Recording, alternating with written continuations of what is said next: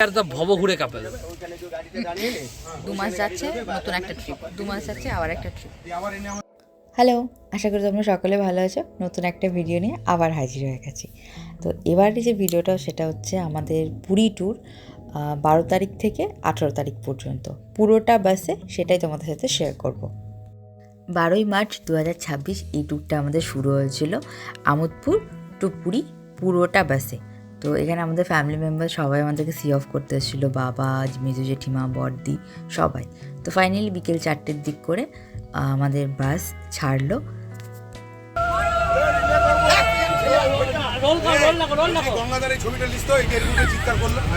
সামনে দাঁড়িয়ে আছে প্রদীপ দা, এই ট্যুরের মেন উদ্যোক্তা। দাদা না থাকলে এই ট্যুরটা একদমই পসিবল হতো না। তার পাশে রয়েছেন গঙ্গা কাকা, যিনি আমাদেরকে এই ট্রাভেলটা করিয়েছিলেন। প্রথমে এটা আমি ক্লিয়ার করে দিই, এটা কোনো স্পন্সরশিপ ভিডিও নয়, এটা আমরা নিজেরা ঘুরতে গেছিলাম ফুলোরা ট্রাভেলসের সঙ্গে। তো ওনাদের সঙ্গে যে ঘুরতে যাওয়ার অভিজ্ঞতাটা সেটাই শেয়ার করা হয়েছে। তো আমাদের এখানে ডাবল সাসপেন্সারের একটা বাস ছিল, যেটাতে আমরা জার্কিংটা একদম বুঝতে পারিনি। সঙ্গে ছিল 3 বেলার খাওয়া দাওয়া আর সকাল সন্ধ্যে চা বিস্কিট। ফার্স্ট ডে আমরা ফুল নাইট জার্নি করেছি। তারপর সকাল সকাল আমরা পৌঁছে গেছিলাম নন্দনকানন।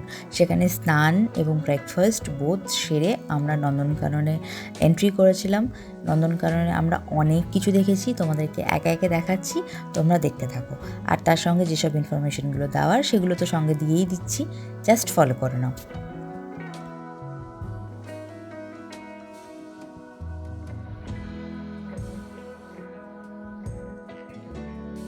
নন্দনকাননের যে বড় এরিয়া রয়েছে সেটা পায়ে হেঁটে দেখা আমাদের পক্ষে সম্ভব ছিল না। তার জন্য আমরা করে নিয়েছিলাম এই ভেহিকেল, ব্যাটারি ভেহিকেল, যার জন্য টিকিট পড়েছিল আমাদের 100 টাকা।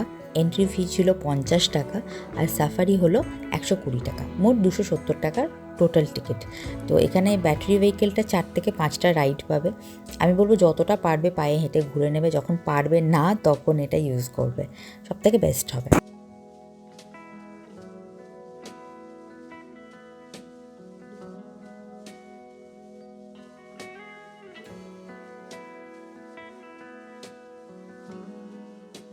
কি দেখলাম? আমি অনেক কিছু দেখেছি। অনেক কিছু কি কি? একটা হচ্ছে কুমির, পাখি, আর ছিল সাপ, অ্যানাকোন্ডা ছিল, পাইথন ছিল। যতটা পারবে পায়ে হেঁটে ঘুরে নেবে এবং চেষ্টা করবে সাফারি লাস্টে করার। আমরা মিডে করেছি, তার জন্য আর লাস্টের দিকে আমরা হাঁটতে পারিনি, এত কষ্ট হয়েছে। টুকটাক পায়ে হেঁটে আর ঘুরতে পারছি না। এবার আমরা যাবো সাফারি। এটা যে সাফারি, এখানে এসে না বাসের নাম্বার করাতে হয়। আমরা জানতাম না, বোকার মতন এমনি দাঁড়িয়েছিলাম। তোমরা বোকা না হও তার জন্য বলা।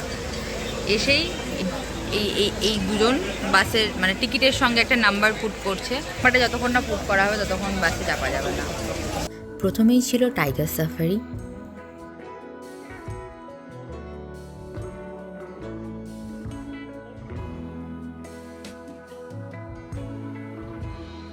নেক্সট ছিল লায়ন সাফারি।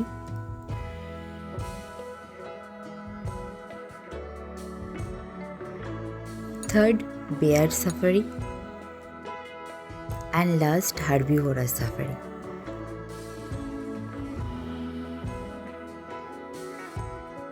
সাফারি শেষে আমরা পায়ে হেঁটে দেখতে বেরিয়েছিলাম জিরাফ, উট পাখি, অনেক রকমের বানর আর অনেক রকমের বাঘ আর তার সঙ্গে হাতি।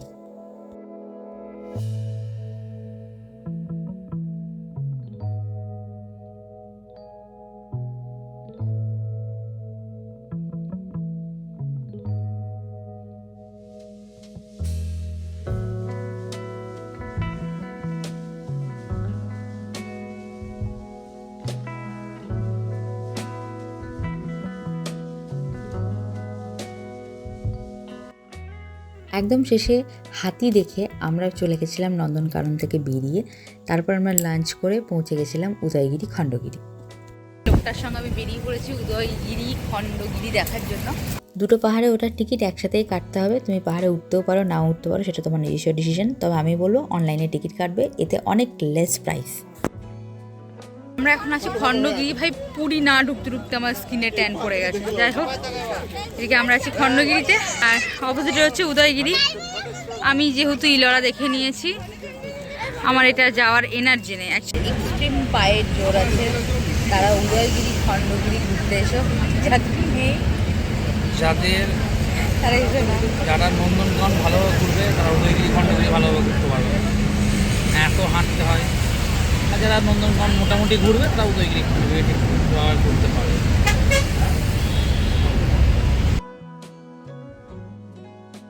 এখান থেকে বেরিয়ে এখন আমরা চললাম লিঙ্গরাজ মন্দির ভুবনেশ্বর।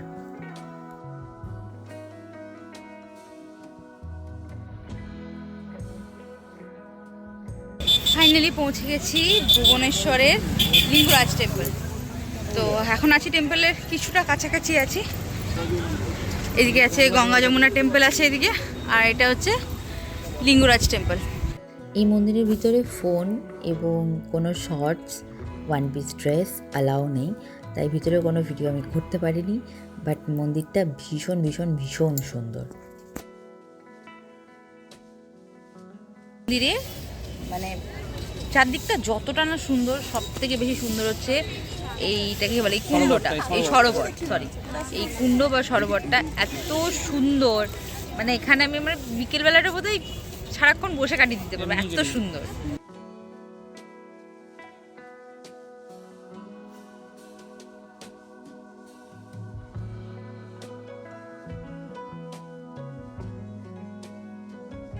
ছাড়া সময় হয়ে আসছে, যাই চলো। মন্দির থেকে বেরিয়েই এই দৃশ্য আমি ক্যামেরাবন্দি না করে পারলাম না, যেটা দেখে আমার ভীষণ ভালো লাগলো, তোমাদের সাথে শেয়ার করলাম।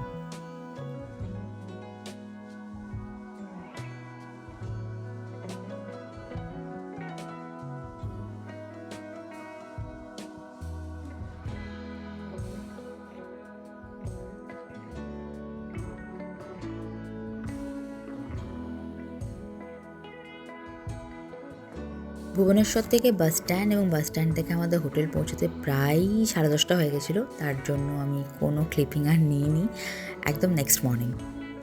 টুডে 2 আজকে আমরা ভোর 4টার সময় মন্দিরের দর্শন করতে গেছিলাম। দর্শন করে আমরা এসেছি 9টার সময়। আর আমরা কতক্ষণ লাইনে দাঁড়িয়েছিলাম বল মিঠি? অনেকক্ষণ দাঁড়িয়েছিলাম লাইনে, আমরা সবাই ঘুমিয়ে গিয়েছিলাম। মানে লাইনটা এতটাই লম্বা ছিল যে আমরা সবাই ওয়েট করতে করতে লাইনের মধ্যে বসে ঘুমিয়ে গেছিলাম সেরে। আর এখন আমরা যাচ্ছি সমুদ্রে স্নান করতে। হচ্ছে আমার বরের গেট আপ। এই যে মিঠি একটা নতুন ড্রেস পরেছে, আর আমি অ্যাজ ইট ইজ আমার সেই ওয়ান পিসটা পরেছে। আমার একটু বেঁধে দাও তো। আমি সমুদ্রে যাব, আবার সমুদ্রতে যেতে খুব ভালো লাগে। আমি প্রথম যাচ্ছি। আরে বাই।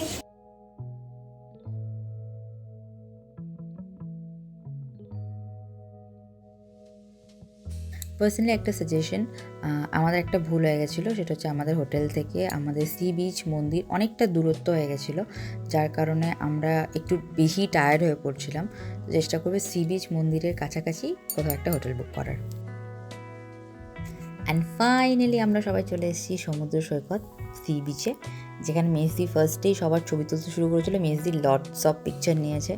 আর এখানে রয়েছে সুগন্ধার ফ্যামিলি, মৌসুমিদি আর মেজদা আর মিঠি অলরেডি তখন জলে নেমে পড়েছে। আর এরকম এই দুজনের সাথে আলাপ না করালেই নয়। প্রদীপদার সাথে দিই, আমাদের ট্যুরের উদ্যোক্তা। থ্যাংক ইউ এই এত ভালো ট্যুরটা দেওয়ার জন্য। আর এখন আমি এক্সাইটেড মিঠির কাছে যাওয়ার জন্য। মিঠি কেমন লাগলো? কেমন লাগলো?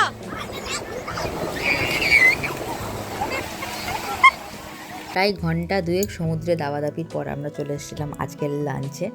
আমি একটা দিনও লাঞ্চের মেনু তোমাদেরকে দেখাচ্ছি না, কারণ একবার এক একটা ট্যুরে এক এক রকম হয়ে থাকে। আমাদের মতনই হবে, এটার কোনো মানে নেই, বা তোমরা নিজেদের মতন কাস্টমাইজও করতে পারো। খাওয়া দাওয়া কমপ্লিট করে এখন আমরা সবাই এসেছি ধ্বজা পরিবর্তন দেখতে। ওই যে চূড়া প্রত্যেক দিন বিকেল 5টার সময় এটা চেঞ্জ হয়। এখন বাজছে 3টে, আমরা আগে চলেছি কারণ প্রচুর ভিড়। এখন ভিড়টা দেখাই। এই যে এটা হচ্ছে মোবাইল কাউন্টার, এখানে এখন মোবাইল জমা দেওয়া হবে। মোবাইল এবং জুতো দুটোই জমা দেওয়া হয়। মোবাইল আর জুতোটা জমা দিয়ে দেবো, তো তার ভিডিও নিতে পারবো না। তো চলো, ফাইনালি আমরা ধ্বজা পরিবর্তন দেখে নিয়েছি। এসো, কোনো চাপ নেই। এরপর আমরা হোটেলে যাবো। চলো ভিতরেই আমার ভাই কি লেভেলের প্রথমবার পুরী গিয়ে আমি যে এক্সপিরিয়েন্সটা করেছি সেটা হচ্ছে গিয়ে বৃহস্পতিবার, শুক্র, শনি, রবি এগুলো পুরী একদম যাবে না। কোনো বিশেষ কোনো তিথি দেখে একদম যাবে না, তাহলে কিন্তু এরকম ভিড়ে পড়বে আর তোমার ট্যুরটা জাস্ট বাজে হয়ে যাবে। আর কিচ্ছু বলার নেই। আমরা যে টাইমটায় গেছিলাম সেটা প্রচুর প্রচুর প্রচুর ক্রাউড ছিল। পুরী এমনি ক্রাউডেড, বাট এই সময় যেন মনে হচ্ছিল এক্সট্রিম ক্রাউড।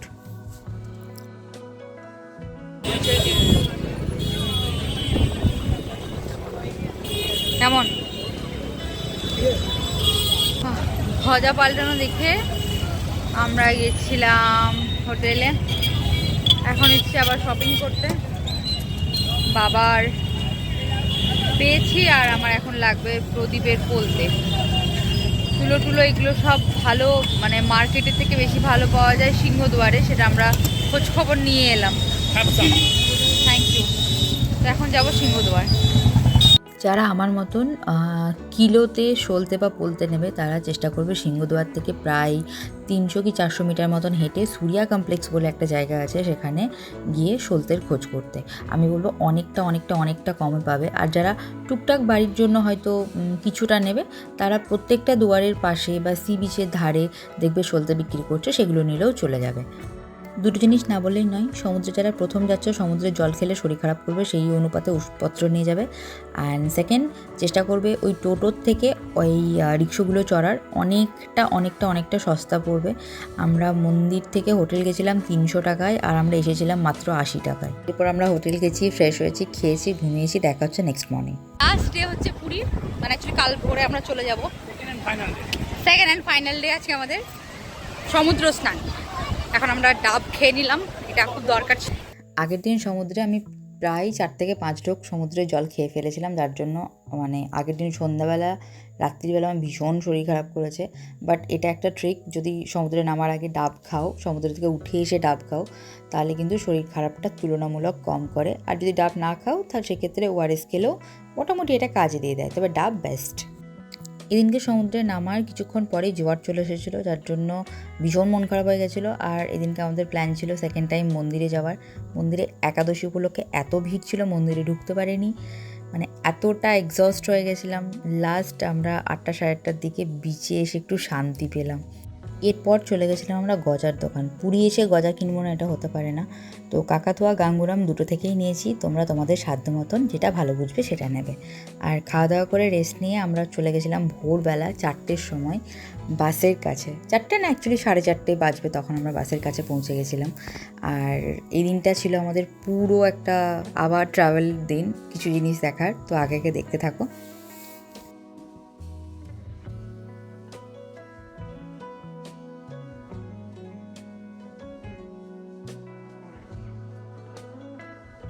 সকাল সকাল আমাদের বাস ছাড়লো আর পৌঁছালো কিছুক্ষণের মধ্যেই ধওলাগিরি বা ধবলগিরিতে। এখানেই ট্রাভেলের ভাড়া পেয়ে যাবে 20 থেকে 30 টাকা মতন ভাড়া। এক্স্যাক্টটা আমার জানা নেই, কারণ আমরা তো ট্রাভেলের সঙ্গে যাচ্ছিলাম। তো এই ট্রাভেলারটা তোমাকে একদম মন্দিরের কাছাকাছি পৌঁছে দেবে, যেখান থেকে কিছুটা মানে কয়েকটা সিঁড়ি ভাঙলেই তুমি পৌঁছে যাবে ধওলাগিরির মেন স্পটে। আর সেখানে উঠে তুমি যেটা দেখবে সেটা ভীষণ ভীষণ ভীষণই সুন্দর, সেটা না গেলে তুমি বুঝতে পারবে না। আর এই জায়গাটা অ্যাকচুয়ালি ফেমাস এই কারণে, তার কারণ হচ্ছে সম্রাট অশোক এখানে বৌদ্ধ ধর্ম গ্রহণ করেছিলেন। যেটা বলার সেটা হচ্ছে গিয়ে আমরা আজকে হচ্ছে গিয়ে আমাদের লাস্ট ডে হচ্ছে, মানে পুরীর লাস্ট ডে। আমরা অলরেডি বেরিয়ে গেছি, যেটা তোমরা দেখেছো। আমাদের বাদ গেছে কোনারক, সেটা নিয়ে এখনও ক্লাস চলছে, যেতেও পারি না যেতেও পারি, একটা ব্যাপার হবে না, এটাই স্বাভাবিক। তো আমাদের এক্সপিরিয়েন্স যেটা হলো সেটা হচ্ছে গিয়ে পুরী মিনিমাম 5 to 6 নাইটের জন্যই বেস্ট, তাহলে তুমি সবটা কভার করতে পারবে। মাসির বাড়ি, পিসির বাড়ি এগুলো আমরা কিছু যেতে পারিনি দুটো কারণে। একটু ফার্স্ট ডে আমরা তো মন্দিরে ফেসে গেছিলাম প্রায় 4-5 ঘন্টার জন্য, আর প্রচুর ভিড় হচ্ছে। আমরা প্রায় ভোর 4টার দিকে গেছিলাম, তাতেও লাইনে ফেসে গেছিলাম। তো চেষ্টা করবো যতটা আর্লি মর্নিং মন্দিরে ভিজিট করা যায়। অ্যান্ড সেকেন্ড সেটা হচ্ছে গিয়ে গতকাল ছিল একাদশী তিথি, দেখতে পাইনি যে পাশে এত নয়েজ হচ্ছে। তো চেষ্টা করবে একাদশী তিথি এরকম তিথি যেগুলো হয় আর কি সেগুলোকে এড়িয়ে যাওয়ার, নাহলে দর্শন করতে পারবে না, এতটা ভিড় ছিল। ধবলগিরি বা ধওলাগিরির পিছনে যে একটা মন্দির রয়েছে এটা আমি নিজেও জানতাম না। আমি সমুদ্রের ধারে সানরাইজ দেখতে পারিনি, বাট এখানকার সানরাইজ সিরিয়াসলি বলছি ভীষণ সুন্দর ছিল। আর এখানে যে শিব মন্দিরটা রয়েছে সেটা তোমরা দর্শন করে নাও।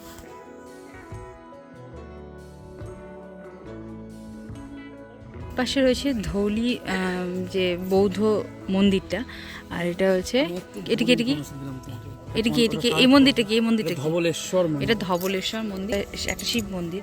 ভালো আছে, আজকে সোমবার আমরা এটা প্রণাম করে নিলাম।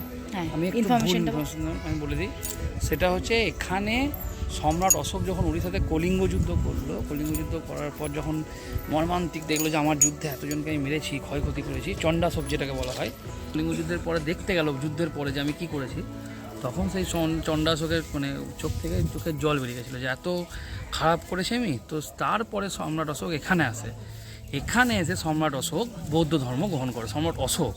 তো ধওলিতে এইটুকুই ঘোরার ছিল। আর আমরা এখন চলে এসেছিলাম আমাদের যেখানে বাস ছিল, সেখানে আমাদের ব্রেকফাস্ট ছিল। ব্রেকফাস্ট সেরে আমরা প্রায় 80 কিলোমিটার জার্নি করেছি। তারপর আমরা পৌঁছে গেছিলাম নীলমাধব মন্দির। এটা নাকি অনেক জনই দেখতে চাই বাট দেখতে পায় না, সেদিক থেকে আমরা লাকি। বাট এই মন্দিরটা ভীষণ স্টিফ, ভীষণ উঁচু। তো সাধারণ মানে যাদের একটু সমস্যা, বয়স্ক যারা, তো তাদের পক্ষে একটু ওঠাটা সমস্যামূলক। আদারওয়াইজ দর্শন করলে সত্যি বলছে তোমার মন ভরে যাবে। মন্দিরটার মানে মোটামুটি হিস্ট্রি লেখা আছে, বাট উড়িয়া ল্যাঙ্গুয়েজে লেখা আছে, তো এই জন্য আমি পড়তে পারিনি। যদি এই মন্দিরটা তোমরা কোনো হিস্ট্রি জেনে থাকো তো ডেফিনেটলি সেটা কমেন্ট বক্সে আমাকে জানিও। আর বিভিন্ন রকমভাবে ইউটিউব ঘেঁটে আমি যেটা জানতে পেরেছি সেটা হচ্ছে গিয়ে দারু ব্রহ্ম রূপে স্বয়ং জগন্নাথ এখানে এসেছিলেন এবং নীলমাধব রূপে এখানে পূজিত হন। আগে পরের ব্যাপার আমি জানি না। তো যাই হোক, এখানে আমরা 100-200 টাকার একটা ভোগের টিকিট নিয়ে নিয়েছিলাম। এদিনকে ছিল সোমবার, আমরা এদিনকে খাই পিওর ভেজ। তো এখানে প্রসাদের বাইরে এখানে অন্য কোনো অপশান আমরা ভাবতে পারিনি। তো এখানে 2-3 রকমের সবজি ছিল, ডাল ছিল, পায়েস ছিল, অ্যান্ড লাস্ট গোটা প্রসাদটা খেতে অপূর্ব ছিল, অপূর্ব। তো এটা ছিল ব্লগের লাস্ট ক্লিপিং। এরপর আমরা হোল নাইট জার্নি করেছি। তারপর সকাল প্রায় 8টার দিকে আমরা বাড়ি পৌঁছেছি। তো অল ওভার এক্সপিরিয়েন্স ঠিকঠাক, বাট যারা পা ফুলে যাওয়া আছে তারা নিজেদের প্রতি একটু বেশি কেয়ার নাও। পারলে ট্রেনে জার্নি করো, বাট জার্নি ভীষণ দরকার। ভালো থাকো, সুস্থ থাকো, আর নেক্সট ব্লগ খুব তাড়াতাড়ি আসে, ততক্ষণের জন্য টাটা, বাই বাই।